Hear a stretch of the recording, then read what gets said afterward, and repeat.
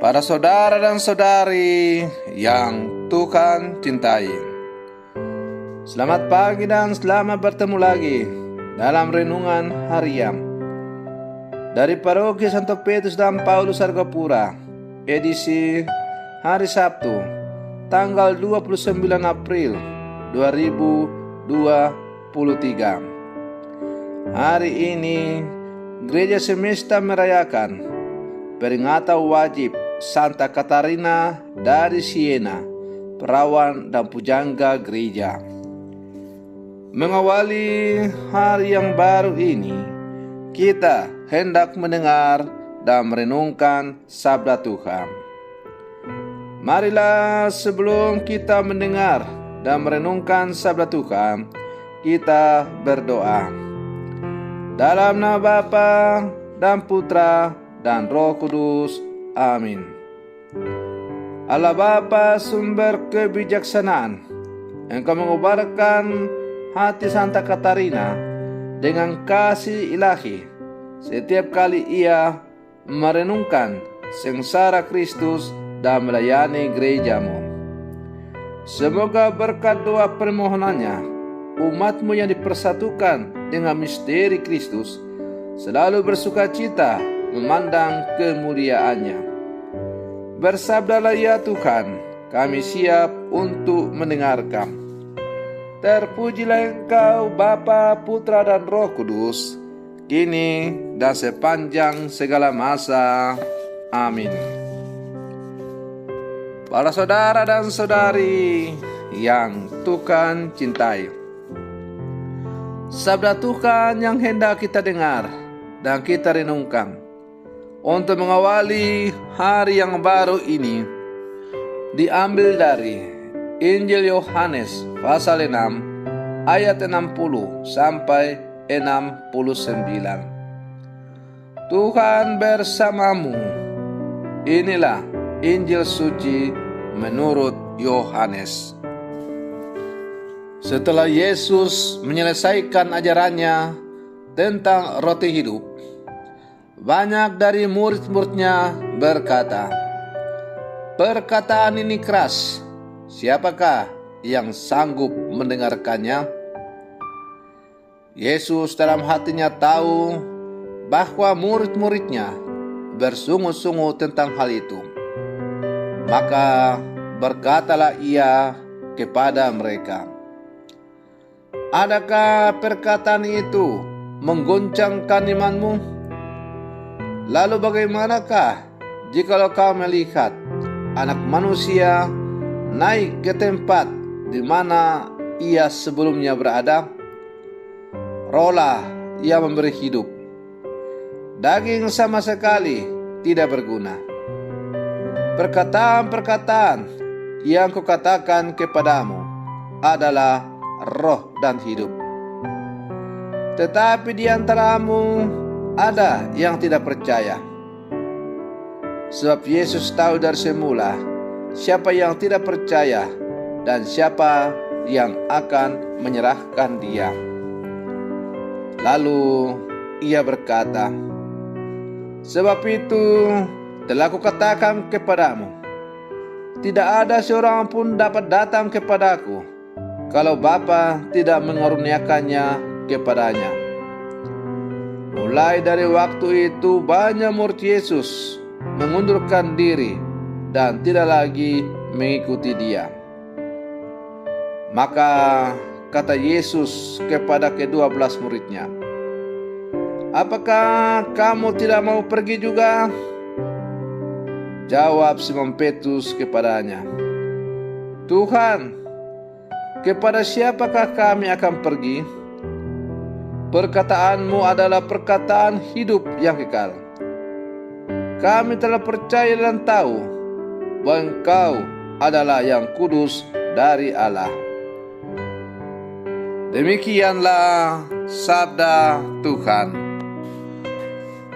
Para saudara dan saudari yang Tuhan cintai, ajaran Yesus tentang roti hidup sangat kontroversial, dan karena itu membuat perselisihan, bahkan pertengkaran di antara banyak orang yang mendengar ajaran Yesus. Bahkan kemudian banyak dari murid-murid Yesus itu yang mengundurkan diri. Mereka tertarik dengan Yesus karena dia memberikan sesuatu yang menarik, kasih dan kebaikan Allah dalam bentuk mujizat, penyembuhan, dan penggandaan roti. Sekalipun demikian, kata-kata Yesus yang keras dan tidak mudah dipahami membuat muridnya tidak nyaman dan bersungut-sungut. Dia mengangkat ajaran ini untuk mengetahui dan menguji iman dan kesetiaan mereka. Dia mau memastikan mereka bahwa adalah Bapa di surga yang mengundang dan menganugerahkan rahmat untuk mengikutinya sekalipun dalam kata-kata yang keras. Para saudara dan saudari yang Tuhan cintai, iman sejati mencari pemahaman. Itulah sebabnya mengapa Allah memberikan kita pertolongan dari Roh Kudus untuk menerangi mata budi kita sehingga mampu memahami kebenaran dan kebijaksanaan Allah.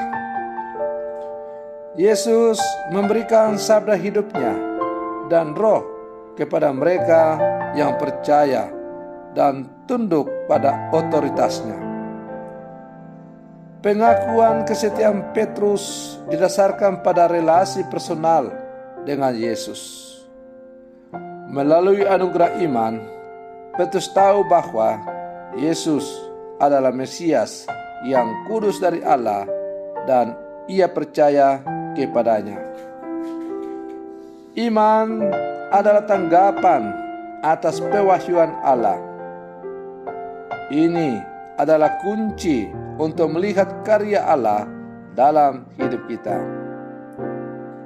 Para saudara dan saudari yang Tuhan cintai, sebagai murid-murid Yesus yang hidup sama sekarang, apakah kita percaya bahwa Yesus dapat mengubah hidup kita sebab dia memiliki perkataan hidup yang kekal?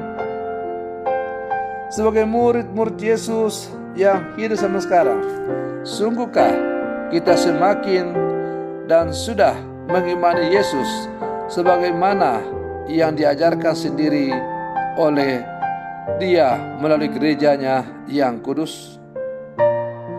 Apakah pengakuan iman kita melalui gereja Katolik akan Tritunggal Maha Kudus itu sungguh-sungguh kita hayati dalam seluruh kehidupan kita?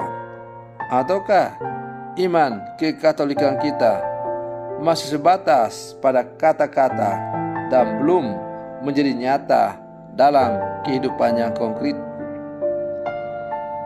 Apalagi mungkin saja bahwa kita mau percaya kepada Yesus karena kita hanya mau yang enak-enak saja.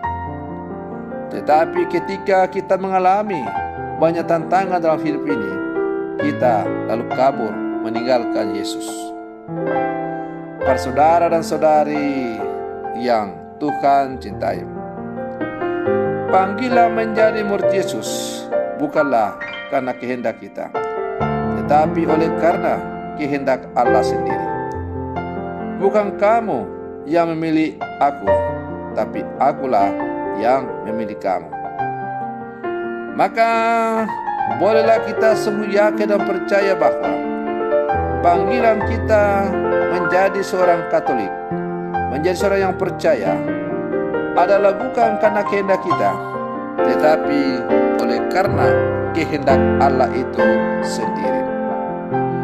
Oleh karena itu, kita harus bersyukur, berterima kasih, dan semakin menundukkan kepala kita di hadapannya. Karena kita yang tidak layak, kita orang berdosa, kita yang begitu kotor oleh beban-beban dosa yang menghimpit kita, tapi ternyata dipanggil secara khusus untuk menikmati belas kasih Allah. Para saudara dan saudari yang Tuhan cintai, maka marilah kita membuka seluruh hati kita, diri kita. Kita membiarkan kita dibimbing oleh Roh-Nya untuk semakin dibaharui dan pada akhirnya sungguh-sungguh semakin menjadi manusia baru di dalam Kristus. Karena kita telah sungguh-sungguh menjadi manusia baru dalam Kristus, maka seluruh kehidupan kita pun akan mencerminkan kehidupan Kristus. Mari berlangkah terus bersama menjalani kehidupan kita sebagai murid-murid Yesus yang sejati di zaman sekarang. Jangan pernah bimbang, ragu, goyah akan imanmu. Yakin dan percayalah bahwa Tuhan sungguh mencintai kita. Dan bahwa pada akhirnya ketika kita menyelesaikan jalan salib kita masing-masing di dunia ini, kita akan menikmati hidup berbahagia bersama dengan Dia. Maju terus, pantang mundur sebagai murid-murid Yesus. Semoga demikian. Selamat pagi. Tuhan Yesus memberkati.